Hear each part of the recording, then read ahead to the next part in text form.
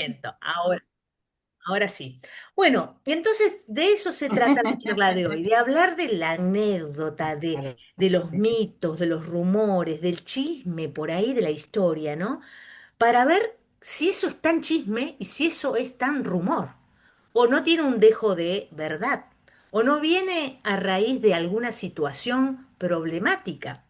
De hecho, yo no sé, por ahí no quiero pecar de sabelo todo, pero bueno, yo estudié historia en la Facultad de Filosofía y Letras hace muchos años, en el año 80 ingresé, me recibí en el 85, y cuando hablaban de historia, todo esto que quedaba como al margen de la anécdota, del rumor, del mito, era mal visto. Porque para el que estudia historia, o el que es historiador, la historia principalmente es una ciencia. Es algo que tiene que ver principalmente con no un experimento, ni un relato periodístico, ni una crónica literaria. No, tiene que ver con un objeto de estudio que son los hechos del pasado. Tiene que ver con una realidad que ocurrió en algún momento, cronológicamente, en un espacio y en un tiempo, donde hay un investigador, historiador, tratando de darse cuenta a través de un método, que es una forma de investigar, que tiene por ahí documentación, que tiene por ahí ciertos recursos materiales e inmateriales, que tiene por ahí la tradición oral y que hace todo un cúmulo de estudio para decir qué ocurrió en ese momento y también el por qué. Y no como una cantidad de fechas y de relatos que tienen que ver con personas, sino con un sentido de ¿para qué la historia? Para aprender lo que sucedió en el pasado y tratar de resolver el presente. Cosa que a veces uno dice, parece que no, nadie aprendió nada, ¿no? Porque la Ujú. historia, con esto de sus ciclos, y acá esto es una teoría de la historia, la teoría que le llama la teoría Ok, yo. anacíclica, de un tal Polibio, que fue un historiador del siglo segundo antes de Cristo, un griego que por ahí pensó que la historia era cíclica y se reiteraba y se repetía. Que entonces si uno miraba los hechos históricos del pasado, podía aprender y decir, bueno, a ver, ¿qué hacemos con lo que está ocurriendo en el presente? Otra persona de aquellas épocas habló de la historia maestra de la vida, o sea, enseñaba la historia. Bueno, Heródoto, Tucídides, distintas personas que tienen que ver con ¿qué es la historia? La historia también se vale de ciencias auxiliares, por eso muchas veces uno dice, el historiador necesita fuentes. Fuentes se le llama al documento escrito y que puede dar el relato de lo que aconteció en esa época, escrito por las personas del mismo momento o de algunos que fueron estudiando y fueron trasladando la visión de lo que les fueron transmitiendo. Las ciencias auxiliares aportan también cosas, la arqueología, la antropología, la numismática, la lingüística, todo eso va dando un saber al historiador que cuando por ahí encuentra una cerámica, que uno cree, uy, mira, esto es un cacharrito. No, no es un cacharrito, está en un lugar determinado, no lo toques porque dentro de ese lugar determinado, que es un sitio arqueológico, está dando señales de cosas y para un antropólogo, un arqueólogo que le saque ese pedacito de cerámica de ese lugar es desastroso.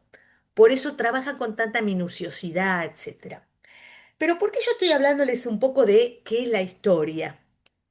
Ujú. Para poder entrar un poquito en el tema de lo que no es historia, de lo que no tiene este objeto científico o que de repente no tiene esa minuciosidad, ese método, esa situación si se quiere, de seriedad de la cosa, ¿no?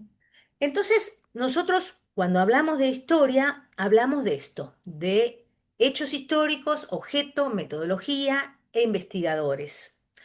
Pero cuando hablamos de esto otro que no es historia, ¿no? Que tiene que ver por ahí con los rumores o con los mitos o con lo que nos van transmitiendo, podemos hablar de la novela histórica, que muchos les interesará, es un género que a mí me gusta mucho, pero también es cierto que puede confundir. Uno a veces lee novelas históricas y dice, ¿esto habrá pasado? ¿Era así o no era así? Siempre es muy Ujú. conveniente ver con qué se escribió esa novela histórica. Detrás, en la parte de los libros donde está la bibliografía, ver si eso o simplemente es una ficción, ¿eh? Para sacar un poco de dudas. Ahora bien, como les decía, entonces el historiador hace ciencia, investiga, tiene fuentes, un proceso histórico, enseña, divulga y la finalidad es el presente, es comprenderlo, es crear un espíritu crítico, fomentar un poco la reflexión y construir también la identidad. Pero hoy vamos a hablar entonces de eso que no es historia, de eso que es medio como lo interesante, ¿no? La letra chica, como decíamos. Y empecé a elegir algunos personajes de los cuales se dicen cosas que no sabemos si son reales o no. El primero que se me ocurrió comentar es Belgrano, Manuel Belgrano. Tal vez un personaje muy emblemático por todo lo que ha hecho por nuestro país, porque es una figura, es un prócer, porque uno sabe todas estas cosas que hacen a la figura de Belgrano, abogado, economista, escritor en algún sentido, ha hecho las memorias y ha hecho también trabajos de la Gaceta Mercantil, crónicas comerciales. Trabajó mucho tiempo en la aduana de Buenos Aires, así que la parte comercial, pero en algún momento lo llaman a organizar ejército y a ser militar, cosa que no era. En esa situación, Manuel Belgrano empieza a tener una serie de polémicas respecto de su elección sexual. Porque, ¿qué pasaba? Muchos afirmaban, y eran habladurías, por supuesto, de que tenía como una forma de vestirse extraña. Uno ve los retratos de Belgrano sentadito así con las piernas una arriba de la otra, esos pantalones de época, muy bien vestido, un peinado que se llama Titus, que era con rulos y ensortijado. Y dice, ¿qué pasará? ¿Por qué viene esta situación tan extraña de hablar de algo que, Marcela, creo que tenés te tengo que pedir que cierres el micrófono. Esta situación de rumores que se originan y por qué se originan. Bueno, los rumores se originan por ciertos apodos que le daban a Belgrano en la época que era militar, los mismos hombres que él dirigía. Bomberito de la Patria, General Cotorrita, Chupa Verde, Rabo del Oro, Cotorrita principalmente, qué raro, ¿no? Lo que estoy diciendo, sintetizaban un poco quizá una situación de molestia de esta gente por cómo era Belgrano en su forma de dirigirlos, o tenía que ver con algo en particular. Bueno, como siempre, si no nos falla la famosa compartir pantalla, quiero mostrarles, a ver si lo ven. ¿Se ve lo que estoy compartiendo?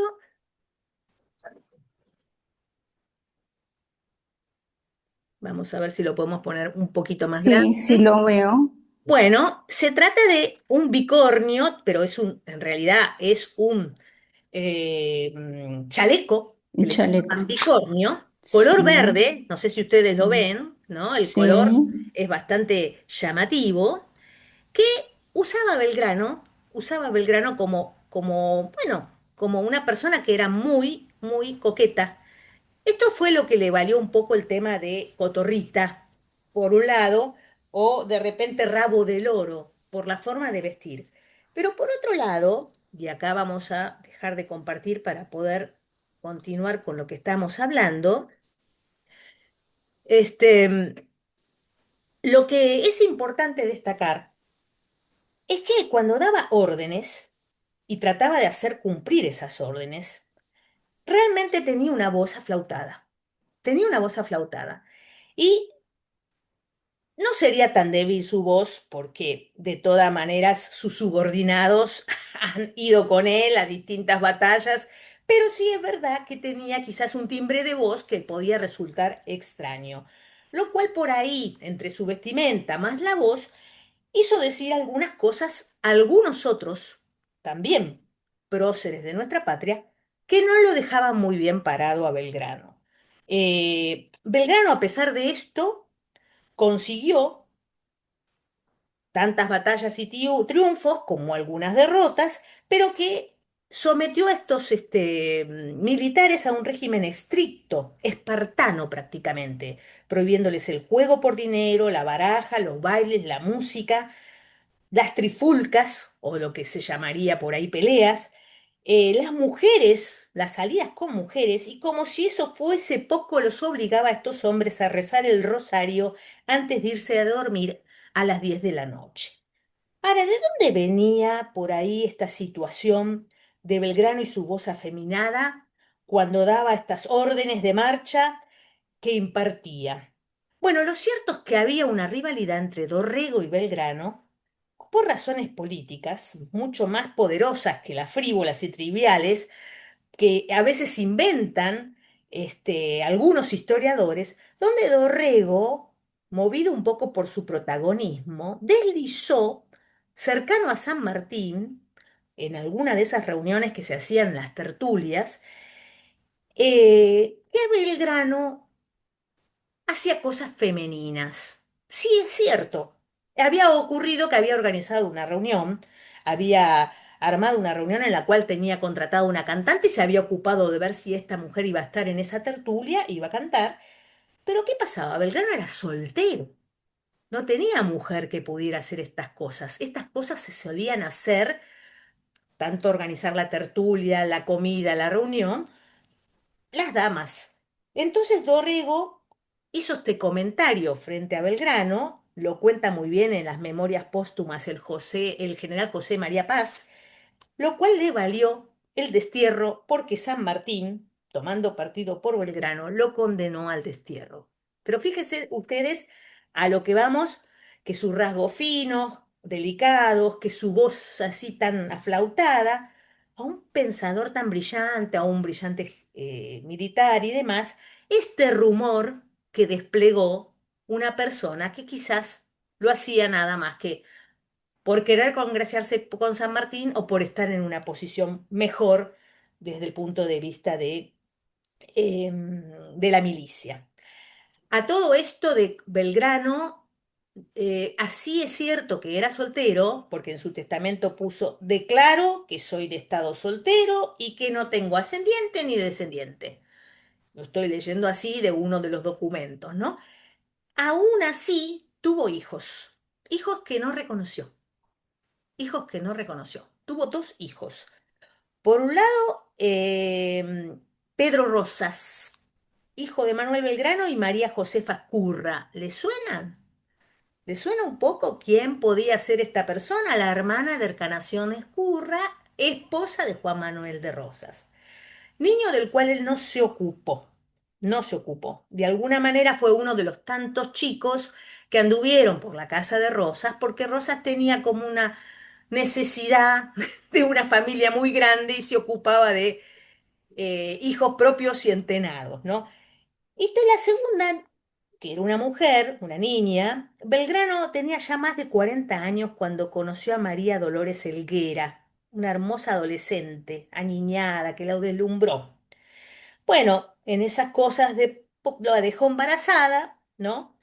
Y de alguna forma, los padres, viendo que Belgrano no se hacía cargo, porque también eran hombres que estaban de un lado al otro, ¿no? Sobre todo en épocas y tiempos revolucionarios, la casaron a ella con otra persona para que no quedara mal, porque también aquí, joven, embarazada, sin marido, hasta hoy a veces es un problema, ¿no? Bueno, digamos que uno debería decir que no, pero hasta hoy a veces es un problema familiar.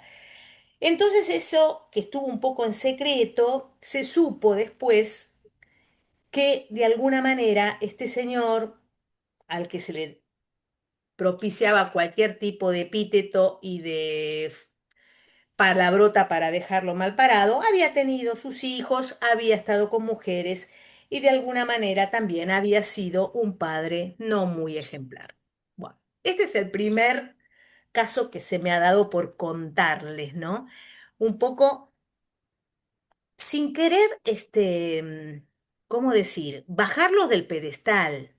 O sí, o hay que bajarlos del pedestal. ¿Ustedes qué opinan?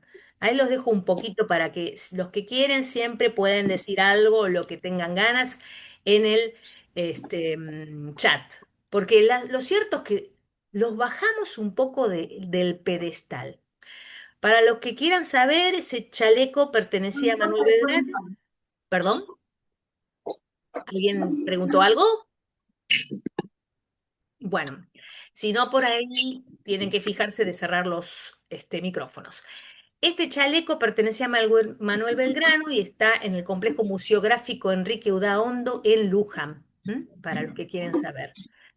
Bueno, yo ahora quiero pasar a otra persona para que ustedes puedan conocer un poquito otra persona que les debe sonar Mariquita Sánchez, ¿no? Mariquita Sánchez, después de Thompson, pero antes tuvo otros maridos, sería nuestra segunda figura para ver qué se puede contar de Mariquita. En principio,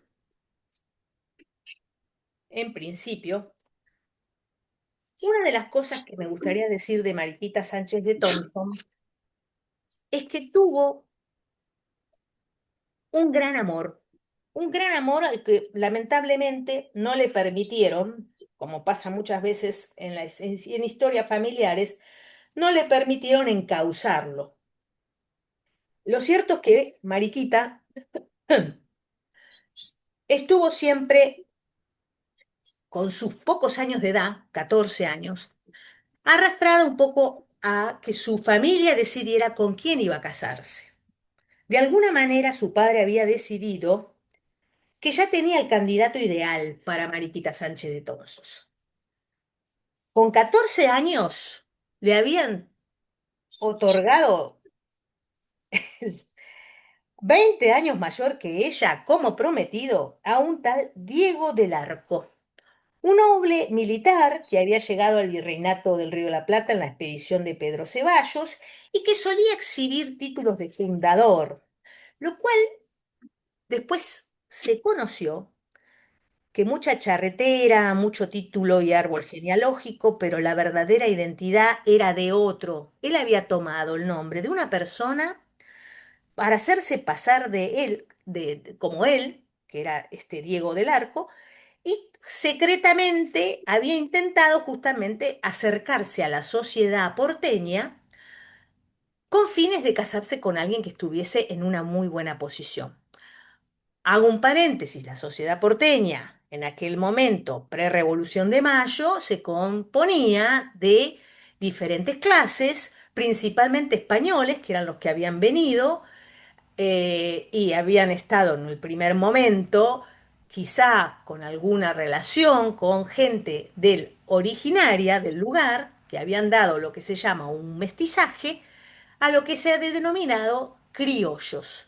Españoles, criollos, poco negro, poco negro, que además en su primer momento fue esclavo, previo a la asamblea del año 13 que enseguida modificó esa situación. Fuimos uno de los primeros países en otorgar esta situación de no esclavizar, ¿no? De lo que se llamó la libertad de vientres. Y después también libertad de vientres, voy a aclarar también, porque nacido en un lugar donde estaba próspera la Asamblea del año 13, no era esclavo. Esclava negra que tenía hijo en territorio del Virreinato del Río de la Plata y después lo que fue las Provincias Unidas del Sur, De esa allá para persona, allá. esa persona no era esclavo. Bueno, entonces, Mariquita Sánchez de Thompson ya tenía arreglado su casamiento, pero ella estaba enamorada de Martín Jacobo Thompson, perdidamente enamorada, cosa que también decían que era una relación medio incestuosa porque era su primo segundo. 9 años mayor, Mariquita, de que Mariquita, Martín Thompson era el dueño de unos ojos turquesa.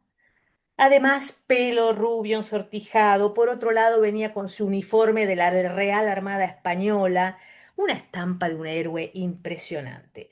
Pues bien, Mariquita no lograba casarse con él y tenía que casarse sí o sí, más allá de las escapadas que hacía de su domicilio, terminó en un convento.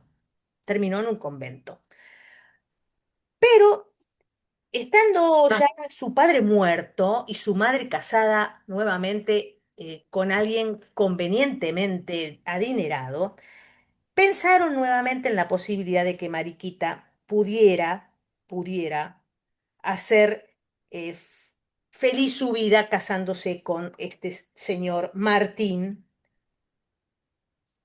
Thompson. Eh, Les voy a leer un poquitito lo que dice este documento histórico. La reclusión de Mariquita solo finalizó con la muerte de su padre. Este hecho acabó en su encierro, pero no con su condena sentimental. La madre se mantuvo fiel a la voluntad de su marido y no cedía ante los deseos de su hija. Ante la nueva situación, Martín Thompson vuelve a Buenos Aires para poder cumplir con su anhelo, pero seguía sin obtener el permiso. Nos relata María Sáenz Quesada, que es una eximia literata argentina, pero también escribe novela histórica y que de alguna forma está basada en fuentes, en lo que es la vida política y sentimental de Mariquita Sánchez, que existían en la época varios ardides para burlar la oposición paterna del matrimonio.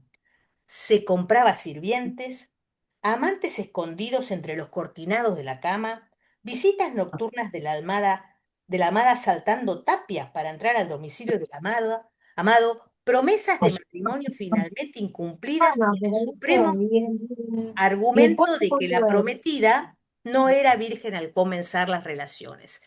Cecilia, por favor, si podés cerrar tu micrófono, por favor. Eh, Estas cosas eran los ardides para que la gente pensara que esa señorita no era virgen, por lo tanto, no se la obligara a matrimonio. Son subterfugios de la época. Sin embargo, Mariquita Sánchez y Martín Thompson no los movía un capricho infantil ni un propósito menor, y para cumplir a cualquier precio esto que querían hacerlo, llegaron a algo que se llamó el juicio de disenso. ¿Mm? Uno de los primeros juicios en 1804, entrada la vigencia de la pragmática sanción, se abre para la pareja la posibilidad de accionar legalmente mediante el juicio de disenso, que fue tortuoso, sonado, con idas y vueltas, con alegatos ampulosos, con declaraciones estrambóticas, pero finalmente le permitieron a Mariquita casarse con quien estaba enamorada. Bueno, por supuesto que la madre trató de hacer lo imposible en ese juicio para que su hija no se casara. Pero, pero, falta un aliado para este juicio de disenso que fue el virrey, perdón, sí, el virrey Marqués de Sobremonte, que de alguna forma, pensando que así podía llegar a obtener un poco la beneficencia de los vecinos, apoyó a que se realizara este casamiento. Bueno, finalmente terminó todo esto. Hay algo que inspiró a este juicio de disenso a un Leandro Fernández Moratín, que es un literato que se llama El sí de las niñas. Es un libro que les aconsejo que lean, realmente es una obra teatral en donde ustedes pueden ver un poco cómo se dan estas situaciones de casamientos por encargo, casamientos con gente más joven que uno, más viejo que uno, y que logran al final en el caso de Mariquita, llegar hasta la época judicial. Vamos a ver si puedo mostrarles la figura de Mariquita. Creo que recién la estaban viendo. Vamos a volverla a poner. Estamos hablando de una Mariquita ya entrada en años. ¿Mm? Si la ven por ahí. Vamos a ver si podemos hacerlo más. Oh, oh, oh. acá. Bueno, aparece como centro de la sociabilidad porteña en sus tertulias. Algo que me gustaría hacer un paréntesis para contar que son los lugares de reuniones donde fundamentalmente se trató todo el proceso revolucionario y las mujeres habían empezado a tener un primer hito de acción y a empezar a intervenir en los cambios políticos. ¿Mm? Incluso se la vincula mucho a ella porque allí sonaba el piano por primera vez, nuestro himno nacional, pero bueno, más allá de eso, la historia que quería contarles es esto de la posibilidad de casarse o no con quien uno amaba. Ahí hay una especie de foto de época con lo que eran las tertulias, ven esos grandes painetones, las señoras con sus abanicos, la ornamentación. Generalmente en estas tertulias las mujeres estaban de un lado del salón y los hombres de otro. La decoración era muy austera porque lo cierto es que no se hacían grandes, eh, ¿cómo podríamos decir? Salones pomposos, ¿eh? No teníamos esa idea afrancesada del salón pomposo.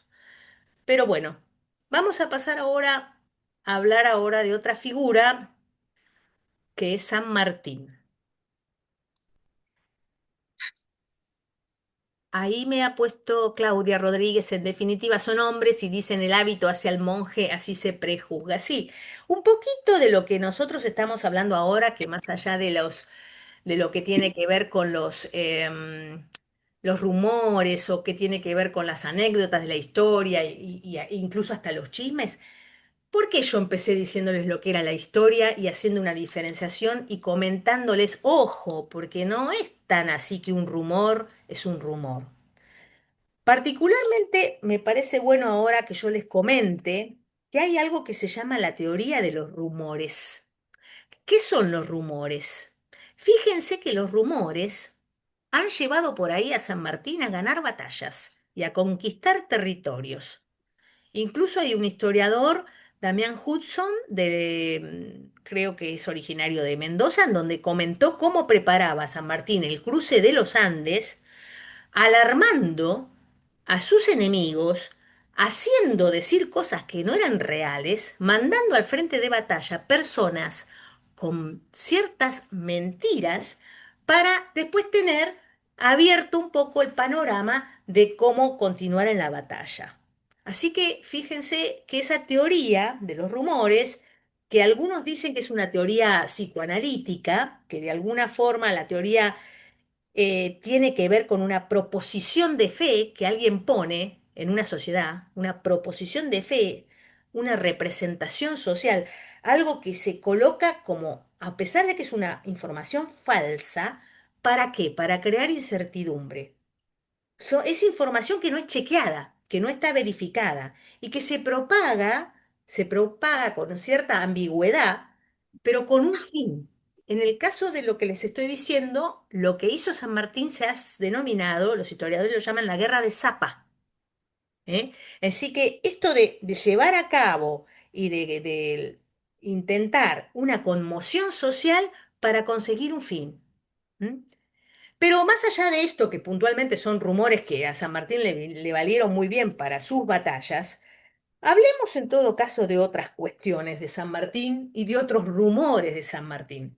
Acá les voy a leer algunas cosas respecto de San Martín y su juventud. Parece que San Martín pasó su juventud en España, sin nada un poco de la compañía de mujeres de vida o de mujeres con cierta moral disipada, como decían. Salidas nocturnas, con compañeros, tabernas, burdeles, romances breves y variados. Pero al regresar a su patria dio un giro bastante dramático en su vida. Además tenía dotes de muy buen bailarín, ¿eh? San Martín, más allá de lo excelente que ha sido en su materia política y militar, en los salones de Buenos Aires tenía gran destreza, por lo que dicen, y en efecto, además era un hombre moreno, alto, delgado, de modales galantes, con una voz seductora, excelente cantante. y despertaba la atención de estos salones que estamos hablando de muchas mujeres. Muy simpático además, no, no dejaba de enseguida trabar relación en lo que era la sociedad porteña. En una de esas reuniones, en un caserón, así dicen, lindero a la catedral, exactamente ahí, el 25 de mayo de 1812, San Martín descubre uno de los tesoros mejor guardados del dueño de casa, su hija de 14 años. Estamos hablando de María de los Remedios, de Escalada. En aquella ocasión prácticamente no llegaron a cambiar palabras, sin embargo el general no habría de olvidar al instante que sus miradas se cruzaron y dijo, esa mujer me ha mirado para toda la vida. Bueno, en definitiva, este romance, en un principio sigiloso, eh, rápidamente se hizo público y llevó a cabo un brevísimo noviazgo hasta que San Martín le pidió la mano a su padre Antonio de Escalada, para lo cual en algún momento le dijeron que sí y le concedieron como esposa. El 12 de septiembre de 1812 se casaron en la Catedral de Buenos Aires. Él 34 años y ella 15. Bueno, una de las cosas que contaban de San Martín es que al tiempo que se fue a Mendoza para organizar lo que fue el cruce de los Andes, hacía paseos por la Alameda de Mendoza con su esposa. Estuvo casi como 2 años tratando de armar el ejército, tratando de resolver cómo iba también a independizar desde allí el Perú, Chile, ¿no? Y ha tenido muy felices años de matrimonio.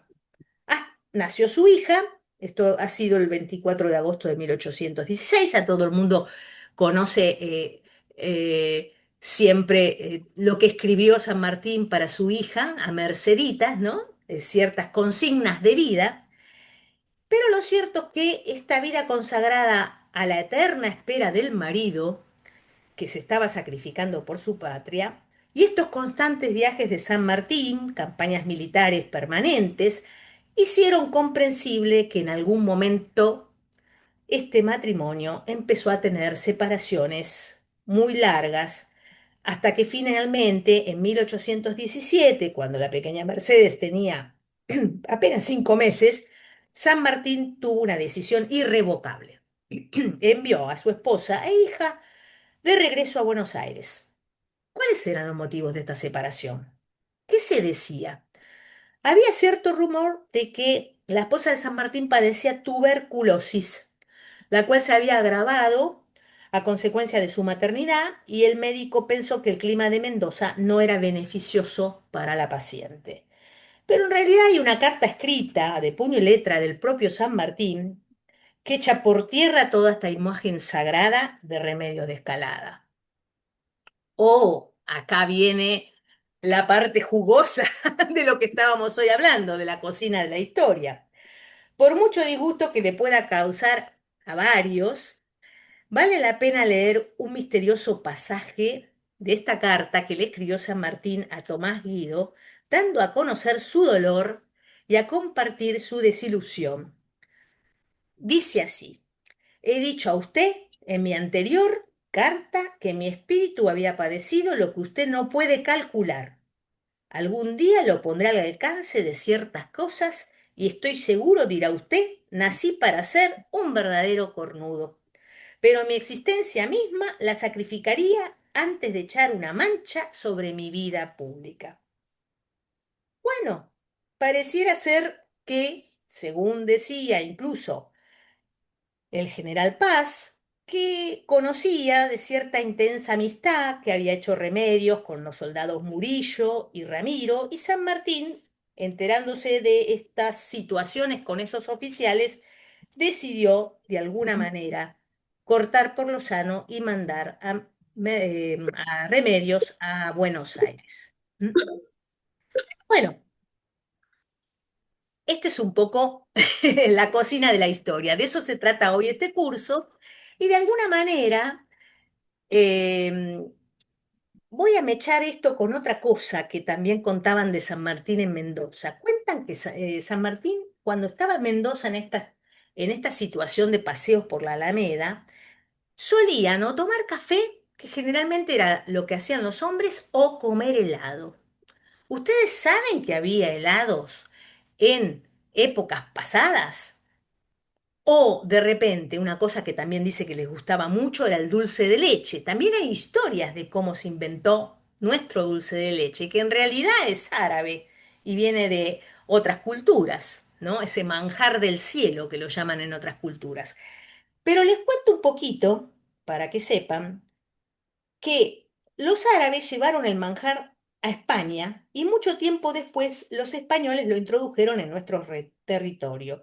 Los primeros que lo consumieron fueron en Mendoza, copiando a los chilenos, perdón, todo de manera muy artesanal y casera, aprovechando, por un lado, las ventajas de la nieve, que estaba al alcance de la mano, porque es cierto que cuando se hacían los helados, por ejemplo, vamos a hablar primero de los helados, a las 5 de la mañana se llenaba de leche hasta la mitad 2 tarros de lata o de zinc iguales a los que usan los lecheros. Se los envolvía en cueros de carnero muy empapados en agua fuertemente sazonada con salitre o a falta de este el sal, se los colocaba sobre un lomo de un caballo, haciéndolo trotar una legua al caballo y en el mismo trote para regresar.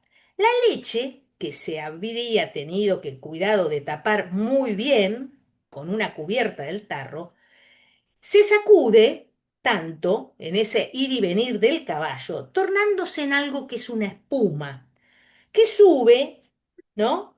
Desde el vacío a lo que sería el borde del tallo, y al mismo tiempo que el hielo se apodera de todo ese tarro, se paraliza y lógicamente sazonada con azúcar y canela, empieza a deleitar los paladares gourmet y los catadores de esta época que son, por ejemplo, San Martín.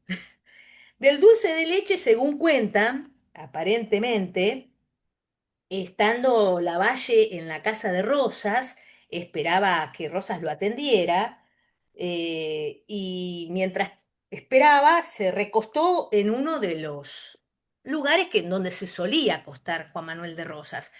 Llegó la criada, lo vio, creyó que era su patrón, pero no, se asustó, vio que no era él y había dejado una leche al hervor, la cual se quemó y de alguna manera dio como una especie de pasta parecida a lo que después fue un dulce de leche. Eso según cuenta un libro muy interesante que se llama La comida en la historia argentina de Daniel Balmaceda, que es un historiador y también un literato.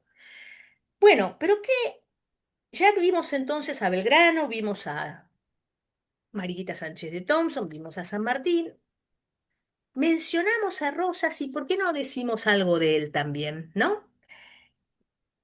Don Juan Manuel de Rosas, ¿no? Muy criticada figura en nuestra historia argentina, cuando en realidad realmente tendríamos que, como toda persona que uno hace historia, tiene que ponerse en época para contar, para resolver qué pasaba en aquel momento, ¿no? Y no hablar por hablar, ¿no? Que eso es algo que también no les comenté recién, pero cuando hablábamos de la distinción entre historia y hablábamos de la distinción entre lo que eran rumores o anécdotas. Cuando hablamos de historia, no les comenté que también, por más que uno busca objetividad, como ciencia científica, como lo científico que es la historia, ¿no?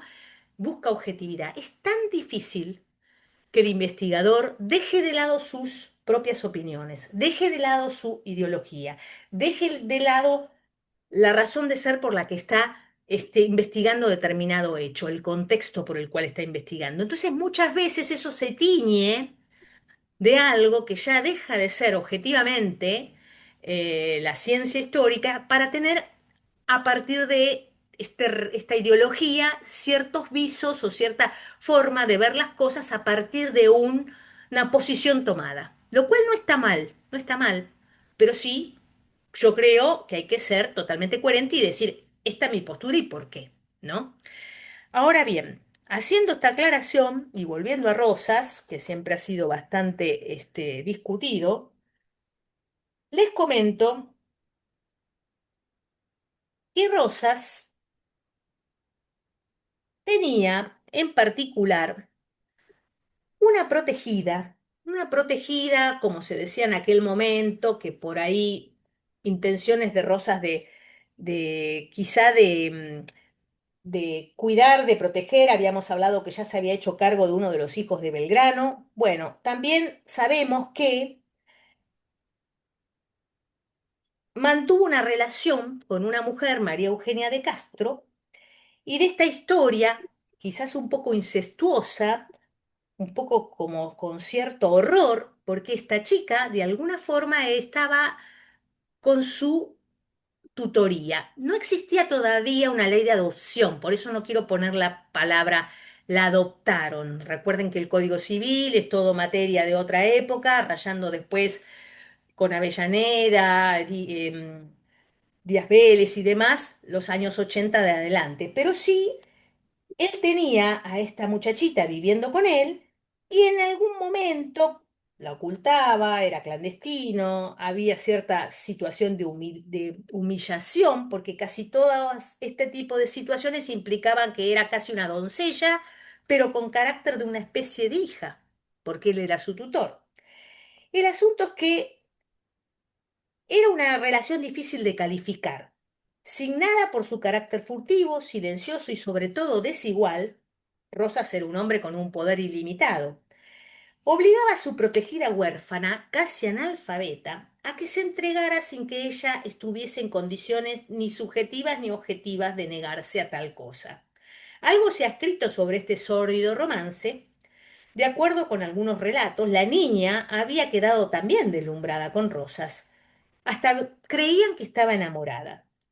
Pero más allá de analizar qué grado de libertad tenía María Eugenia Castro, en una situación tan asimétrica, lógicamente, Juan Manuel de Rosas era el que estaba en una situación de superioridad, ¿no? Estas cosas que hoy hablamos de situaciones de género, de situaciones de discriminación o de situaciones en que la mujer queda como un objeto, ya se estaban dando en ese momento. La niña puesta bajo el cuidado del servicio doméstico también realizaba tareas de sirvienta, sobre todo porque Encarnación Escurra, la esposa de Rosas, no aceptaba, por supuesto, este tipo de situaciones. Aún después de la muerte de Encarnación Escurra, en 1838, la relación de Rosas continuó en el anonimato. No es que él, porque murió su esposa, convirtió a esta niña mujer en su siguiente esposa. Seguía siendo clandestina. De hecho, él mismo la llamaba la cautiva. Y los habitantes de la célebre quinta de Palermo eran cómplices en su aterrado silencio. Nadie se atrevía a mencionar, ni siquiera ellos, esta relación incalificable de un vínculo completamente desigual donde él se hacía llamar el protector. ¿Mm? Bueno, eh, le hacía servir la comida, lidiaba con los chicos, cebaba el mate, le hacía probar la comida porque el restaurador tenía miedo de que alguien lo envenenara. Toda una situación muy servil. ¿Mm? Podríamos decir que no se conoce si había también golpes, pero sí insultos y reproches. Bueno, esto lo comento un poco porque eh, en tanto y en cuanto pareciera que son rumores, está todo documentado y bueno, hay alguna que otro autor que ha escrito sobre la vida de Rosas, interesante para leer, en donde más allá de la novela que a veces hacen de él, habría que ver también todas las circunstancias que se dan, que hoy serían muy, muy, muy despreciables y discutidas. Pasamos a la quinta figura, me queda un par de mujeres más, pero es cortito. Camila O'Gorman y Felicitas Guerrero. Vamos a empezar con Camila. Bueno, ¿quién no sabe algo de Camila, ya sea por la famosa película de Susupe Coraro y Imanol Arias, si no me equivoco, era este señor? Creo que sí. Pero bueno, verdaderamente hermosa y exquisita película que si la pueden ver, dejando de lado que es una película de muchos años ya y que por ahí nos puede resultar pueril o rara por lo que cuenta, pero se las aconsejo. Eh, Voy a pasar directamente a mostrarles una situación, a ver qué se imaginan. Pelotón de fusilamiento. Tenían frente a sí una niña asustada, cuyo vientre abultado evidenciaba un embarazo muy próximo al término. Los dedos temblorosos de los soldados no se atrevían a tocar siquiera el gatillo. Muchos suplicaban en silencio que llegara un pedido de clemencia. De último momento, los tambores redoblaban, cada vez con más fuerza, queriendo imponerse a los gritos del joven cura, quien atado de pies y manos contra el paredón vociferaba. A mí pueden asesinarme sin juicio, pero a ella, en ese estado, son unos miserables. Entonces, acaso para acallar la voz de su conciencia que resonaba en su cabeza más fuerte que la de los reos, el capitán Gordillo dio la orden de hacer fuego. Tal vez el primer disparo fue el que rompió aquella barrera invisible que se interponía entre el índice y el gatillo de cada fusil. Entonces sobrevino la ráfaga. Cuando se disipó la nube espesa, hecha de pólvora, tierra y de vergüenza, quienes se atrevieron a abrir los ojos vieron a un joven clérigo caído hacia un costado, rígido, convertido en una estatua derribada de sí mismo, negándose a flexionar las rodillas frente a sus asesinos aún después de muerto. Ella, impulsada por el instinto de las hembras cerca del parto, se había hecho un ovillo maternal que, aún con las manos atadas, intentaba proteger al niño que llevaba en el vientre. Para espanto de todos los presentes que la creían muerta, la mujer de pronto, con un lamento ahogado, dijo: Padre, no me abandone ahora, dijo mirando al cura Castellanos, que estaba ahí, cerca del verdugo. La imagen de la muchacha embarazada, herida y suplicante era más de lo que muchos presentes podían soportar. Hasta el propio padre Castellanos, como si Dios le hubiese soltado la mano, se desvaneció y cayó. Teatralmente, y otro soldado, un tal Ludueña, también cayó como un fardo víctima del remordimiento. El resto del pelotón ya había bajado sus fusiles ante los gestos desesperados del capitán, que no dejaba de gritar: fuego, fuego. La muchacha, doblada a su vientre, había caído al piso y finalmente, bueno, continuaron disparándole y murió. Aterradora, aterradora la situación. Esta muchacha que, ¿qué había hecho? ¿Qué crimen? ¿De qué crímenes? ¿Qué había cometido? Bueno, el crimen era haberse enamorado de un cura un español que había llegado este, cercano a la vecindad, y su padre Adolfo Gorman veía con preocupación porque su hija estaba dispuesta a tratar de ver si conseguía casarse con ese cura, que dejara los hábitos y demás. Ellos finalmente huyen y están un tiempo, o tratan, mejor dicho, en esa huida, porque iban a ir a la zona de lo que era Goya, Corrientes, etcétera. Pero bueno, finalmente se la toma como casi un enemigo político, esto porque tanto el padre de Camila como la iglesia empezaron a pensar en todas las acusaciones que tenía la autoridad eclesiástica de lo que estaban haciendo, su hija y este cura. La verdad que es una... Hay muchas cosas para contar, ¿no? Porque verdaderamente, por un lado está la situación de la crudeza de tomar una decisión así con una mujer embarazada. Por otro lado está la situación esta extraña de un cura enamorado de una mujer. Pero bueno, digamos que parecieran rumores, que no lo son. Silvia, baja por Ostela los micrófonos, estamos casi terminando. Por favor, apaguen los micrófonos. Lo cierto es que este amor prohibido y esta chica embarazada terminó en una situación de lo más espantosa, en un fusilamiento.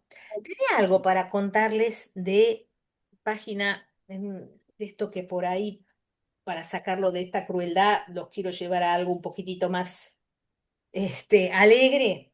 Ahora les comento algo que cuenta acá en el libro de La comida en la historia argentina.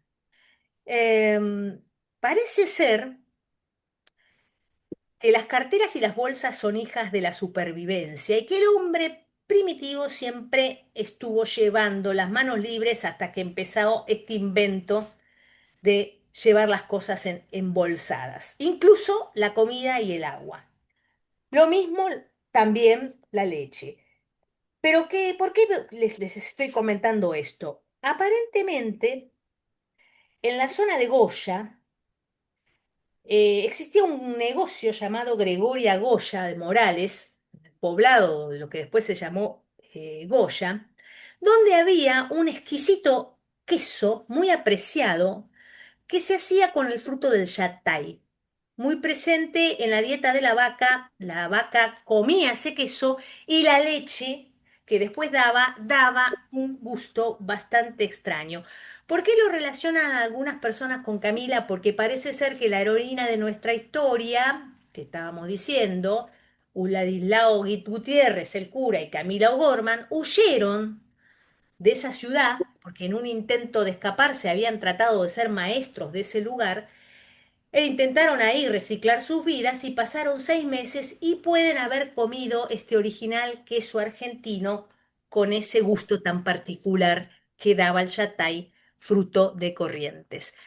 Tengo acá una figura para mostrárselos del yatay, a ver si lo puedo abrir.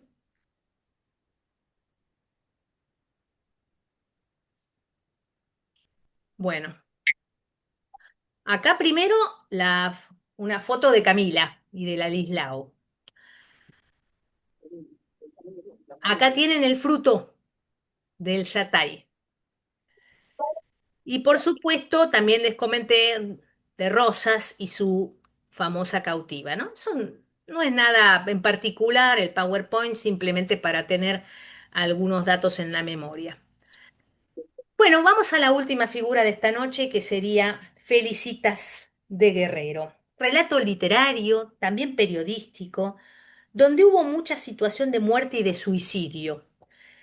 No sé qué conocen de ella, pero sí les puedo comentar que es una linda historia para conocer, la de Felicita Guerrero, sobre todo porque además nos lleva a la posibilidad hoy en día de encontrarnos con, en la provincia de Buenos Aires, con algunas casas donde vivió esta familia de los guerreros, que hoy en día son museos. No sé si ustedes tienen por ahí la posibilidad de hacer viajes en los fines de semana para conocer, bueno, palacios históricos o museos, pero les vendría muy bien por ahí seguir. Hay un muchacho en Facebook que tiene algunas visitas guiadas que hace. Hay muchas cosas interesantes. Después yo voy a tratar de darle los nombres, porque todos los fines de semana hace un viaje a algún lugar y nos lleva a alguna situación histórica importante para conocer. Bueno, pero hablando de Felicitas, y vamos a buscar la página, Felicitas Guerrero prácticamente fue el primer crimen pasional argentino. Podríamos decir que desde el punto de vista, si se quiere, de lo delictivo, ha sido uno de los primeros crímenes pasionales. Y ha dado a cabo un relato de género literario y periodístico, esta crónica, porque sobre todo por el aporte de la pluma de Victoria Ocampo, quien relata en un episodio de su autobiografía, relata un poco lo que había pasado con Felicitas, porque tenía que ver con su familia, ¿eh? Estos asesinatos pasionales son muy comunes en nuestro país. Uno siempre, bueno, diariamente ocurren, lamentablemente ocurren diariamente asesinatos pasionales, pero uno revisando los archivos judiciales de la época encuentra muchos crímenes que se toman como que la causal puede haber sido celos, la causal puede haber sido alguna situación eh, de infidelidades, en donde después alguna de las partes decide matar al otro. El asesinato de Felicitas Guerrero pone de manifiesto el tratamiento diferencial que le otorgaba la prensa y la literatura a episodios semejantes, según se producían en el seno de una clase social o de otra. Si el crimen tenía lugar en un hogar humilde, se calificaba a los autores de chacales y carniceros, seres despreciables, no merecen llamarse humanos. Pero si el mismo delito lo cometía en familias encumbradas argentinas, el asesino era portador de un apellido ilustre, entonces decían, tragedia con ribetes griegos, de un rapto de locura surgido de la pasión.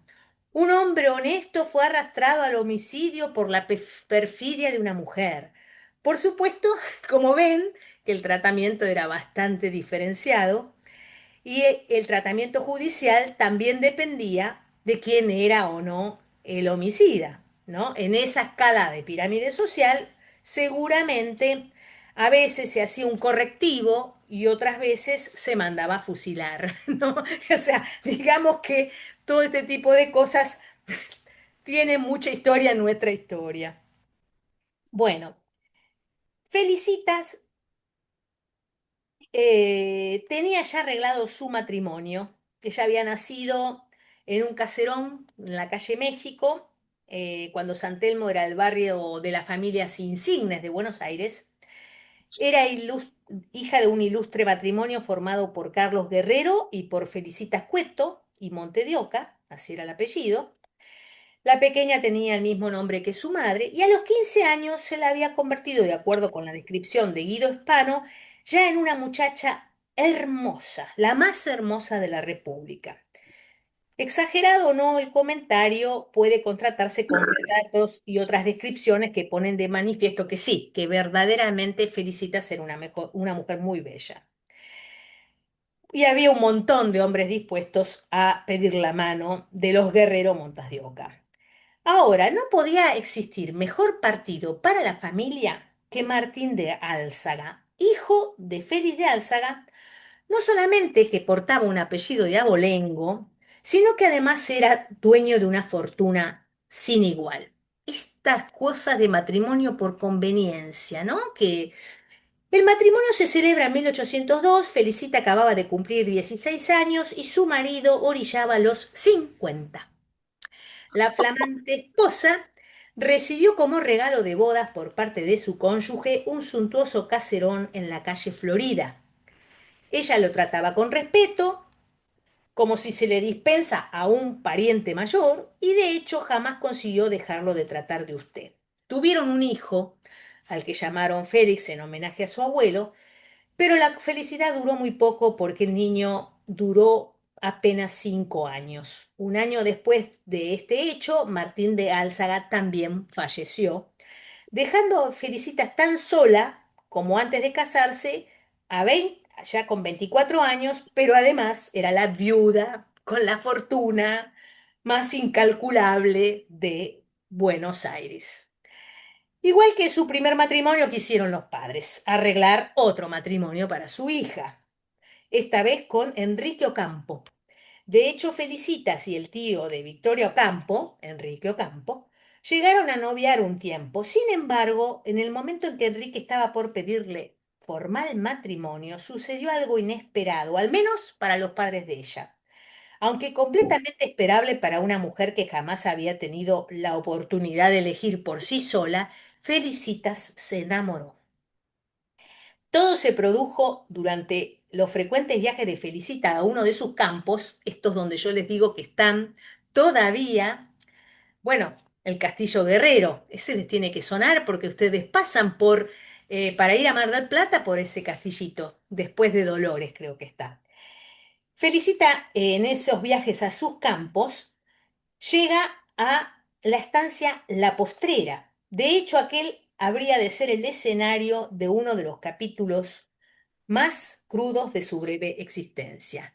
Una noche tormentosa, el carruaje quedó varado en el barro, Felicita fue rescatada por un visitante interesado en arrendar el campo, Samuel Sáenz Valiente, que haciendo honor a su apellido sin importarle la lluvia torrencial ni los rayos cayendo alrededor, consiguió desenterrar la rueda y dirigir el carruaje hasta el casco de la estancia. Un héroe, un héroe. Prácticamente es ese príncipe que uno espera, ¿no?